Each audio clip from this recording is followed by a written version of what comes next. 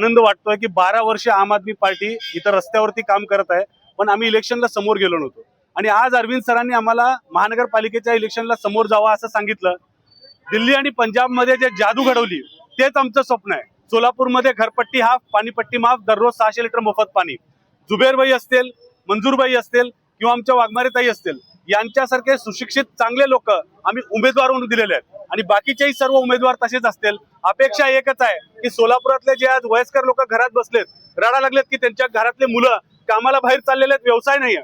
आमचे लोक निवडून आले तर महापालिकेमध्ये व्यवसाय उभा करणार, लोकांना रोजगार देणार आणि आमची अजून एक योजना आहे की प्रभागामध्ये आम्ही एक प्रभाग सेवक नेमणार की ज्याला ज्याचं काम असेल की लोकांचे सर्वसामान्यांचे प्रश्न तो सोडवल।